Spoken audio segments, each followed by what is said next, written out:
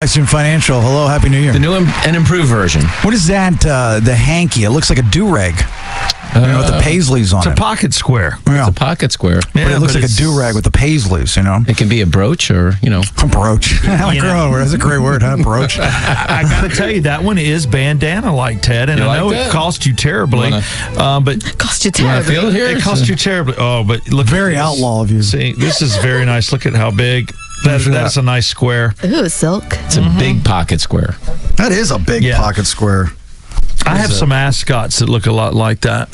Arizona brand, JC Penney. Southside ascot. Yeah. Yes, Southside ascot. Nicely done, sir. No, All right, a new feature with Ted is that you can go to auctionfinancial.net at any given point in time. And there's a section right there on the home screen where you can record a question for Ted. And we'll get to some of them that we kind of teased before the new year, and we'll try to get to as many as possible. But first, start off with what you came in here today, going into 2016, 5 financial New Year's resolutions for people, and then we'll just kind of pepper in some of this stuff from your website. Well, typically after diet and exercise, whether people want to save more or spend less, financial resolutions tend to come right after diet and exercise. It's one of those things that people have a holiday hangover for credit card debt, or they're thinking about the goals of what they want to accomplish this year, get a new house, save more money for retirement, whatever it may be. So I put together a handful of resolutions that I think could be easy to stick to that could help you improve your overall financial situation. Listen up, Bailey. I saw some of the gifts around your house. Credit card is, so I got 2 months of in the hole right now. I'm just waiting for my fiance to sell a big house. Yeah, they were all walking around with a lot of expensive things. I'm like, somebody got nailed. No, it's not that bad. I mean, it's bad. It's not. I mean, we're not. It's bad. It's bad. It's bad. Yeah. It's bad. Yeah. But it was all for the kids. It's all for the love of the child. All right, so we'll give us the first one. Well, a lot of people in the beginning of the year will do something like a juice cleanse. I recommend doing a budget cleanse. And this is one of those things that you'll find with a lot of diet and exercise. It takes 21 days to build a habit. That's why a lot of these programs at the beginning of the year say do this for 21 days and you'll build that diet or exercise habit. The same is true with your budget. You can't accomplish all of it at once. So what I recommend doing is just taking about 10 to 15 minutes a day and just shop one bill in your household to see whether or not you can get a better deal. Don't do it all at one time because it's going to be overwhelming. Just shop one. Oh, that's so good. You take your power, you take your electric, you take your cable. Electric, gas, cable. All of that. And just call them up and say, hey, what kind of promotion do you have? Yeah, you generally want to call the customer retention department and say, hey, look, I'm thinking about leaving you, or I want to know if I can get a better deal, or even your credit card companies where you're going to see interest rates go up to see whether or not you can negotiate a better credit card rate or even do a zero balance transfer to another type of credit card. It's a great thing to do in the beginning of the year to see if you can free up some disposable income so you can start to pay down that credit card debt or save more for your future. I have a question about credit cards. What about credit card fees? The American Express, there is no way around that fee, is there? Well, they have some cards that have no fees at American Express. They tend to be the more expensive card in general, but it brings up one of my other ones on here, which is if you do have a lot of credit card debt, American Express doesn't really have a lot of cards to do this, but Discover and Chase and Citi have these zero balance transfer programs where you can do a transfer for 12 to 18 months depending upon the card. And this is a great opportunity to say if I did overextend myself, I'd rather not pay that interest, because with the Fed raising interest rates at the end of last year, you're going to see your credit card rates go up over the next cycle or two. So this is an opportunity for you to be able to see if you can pay that down. I always feel dirty. I do that. I do it too. I've done it. You're robbing Peter to pay Paul. But it's great though, because you got zero interest. You just have to pay it off in that time period. But then that credit card you took the money off of, you feel like, oh well, there's no money on there. I can spend a little. Well, that's what you can't do. That's how people get into trouble. But that's an important thing to do, is pay off that credit card debt. All right, give me a third here. These are Oxygen Financial, Ted Jenkin, New Year's financial resolution. This is going to be one that you won't find on a lot of lists if you check it out on the internet. But last year, and this is happening more frequently to people, is that the reason that their dining and entertainment expenses and food expenses especially are going up is because they make more trips than they need to the grocery store. The average person is going to the grocery store 10 times a month. You know what? 10 times a month. These are just sometimes a small stop for lunch, but it can be every day. Try 10 a week. Yeah, it's what? Oh God! Yes, children drink and eat so damn much. They like milk. They just got to always go there. It's like, well, they better not break a bone. And then when you go there, you think, oh, I only need to pick up a couple things, and by the time you leave, you got $80 worth of groceries in your cart every day. You need to teach them to drink water. You need to teach them to live off the damn land is what I need to do. Go out there and kill a chipmunk. So what do you? Well, it's much more accessible today. Now that you have all these organic food stores like Sprouts and Fresh Market and Whole Foods. So you think you're just going to go in there for lunch. But like Jason said, you're like, while I'm here, let me just stop down an aisle or two and pick up a couple of things. And you'll even see people put pictures up on Facebook or other types of social media where they say, I got all of this for $80. And it's only five or six or seven items that they have. But part of the issue is that, you remember this when you guys were growing up, is that your parents probably went to the grocery store once a week. It was a Saturday or Sunday deal to get the groceries. They didn't stop there every day. The more you go to the grocery store, the more you will see your food cost and your overall dining food type expenses go up in your budget. So I just say try to go once a week for the first month or two of the year. That's it. And you're right. Like when our parents went to the grocery store, it's like, these are the groceries that you had for the week. Make it last. And if it didn't last, then you're that's it. You're screwed. You're done. You find something.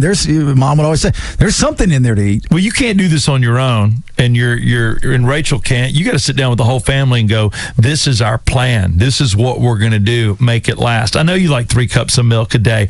Hey, take it down to 1 there, brother. Drink some water if you're thirsty. Oh, now they're at an age where they have friends over. Oh, see, now you got to shut that crap always down. too. Caleb's buddy he went through a gallon of milk the other night. I met that kid when I was over at your house. Eating cereal, and I woke up the next morning just wanting to have my cereal. And I said, well, he had... I said, I bought 2 gallons of milk yesterday. Oh, he had like 4 bowls of cereal. What?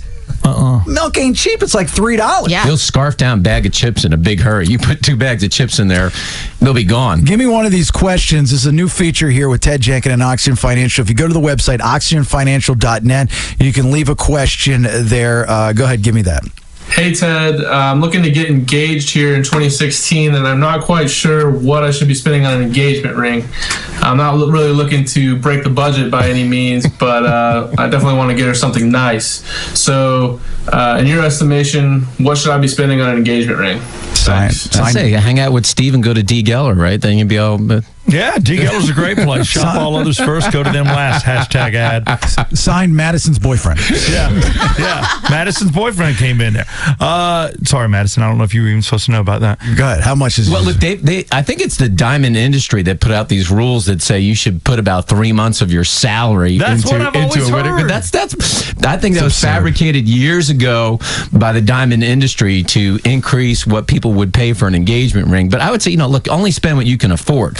A lot of people feel like if they don't buy a big enough rock or they don't spend 10 grand or 20 grand, boy, they're going to forever hear it, not only from their future wife, but from everybody around them. But spend what you can afford. Look, you can get a nice diamond ring for a few $1,000s. Oh, yeah, definitely. Most people aren't going to be able to tell how clear it is and the kind of diamond that it is. I mean, to the naked eye, a lot of people are not going to be able to tell that. Would you like to know the greatest engagement ring scam a guy on a budget can pull?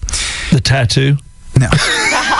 No. Because that's a good scam. I'm going to tattoo I'm not into ring. scams, but I'm willing to hear it. Well, it's not a scam. It's not really scammers here, bro. It's a swindle, and you do it because you just swindle. These are great words. You got Ted with Oxygen Finance. I'm going to tell you about a multi-level marketing plan, Ted. What you do is you go and you find a somewhat diamondy engagement ring, whether a diamondy estate sale or a yard sale or whatever, something that you actually under what you can afford, but make sure it's antique, make sure it's old. Okay? So it's diamond-like. Well, it's just the point is the ring has to look old. It's vintage. It's antique, and it might cost you a couple $100. You know, it could be a chip of a diamond just as long as it looks antique. So it's an old dead woman's ring that looks correct. Good. You give it to your soon-to-be fiance, and you pass it down as your great-great-grandmother's. Oh, an heirloom. She has to like it. She has to like. She said before she passed away, she passed it down to me and said, "Before this is our last words. Please, when you find the woman of your dreams, I want her to wear my ring." And then she passed. And she passed. You spend $300, and this woman has to like it. That's a great story. And if it doesn't fit, you can wear it around a shoestring around your neck. Isn't that fantastic? There we go. Talk about saving thousands of dollars. That's good. She'll never know. And just like back in those days, $300 was a lot of money to my grandmother. But this has been passed down to my family, and now you have it. And it's not even your grandmother's. You found it in a yard sale in Douglasville. Wow. I don't recommend. Why do you look uncomfortable? No, it's not. Tell me that's genius. It's not bad. Is that a great financial move or what? It's not really a scam or a swindle. It's just a good story you're putting together. It's horrible. Why is that horrible? You've saved so much money that you can now spend on your marriage. And your honeymoon. And your honeymoon. Well, you don't want to have a big wedding. You want to obviously go to Vegas, but... Wow. Oh, anybody that has a big wedding, you're dumb. I've been there and done that. So lucky to marry Bailey. You're going to get a $300 ring and you're going to Vegas, baby. Oh, yeah. Rach is in on the Vegas thing. We've both been married before. We knew the money. And by the way, we're having the buffet. It's all. It's circus for us.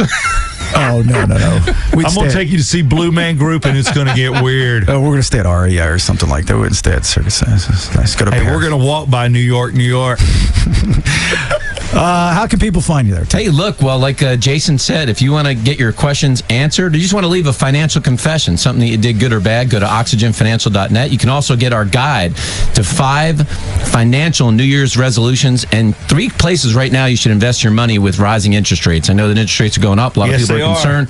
Go to the website. We'll get you the information and tell you what to do here in 2016. There you go. Steve MZ here up next. Top of the hour. Get your Monster Jam tickets. We'll play.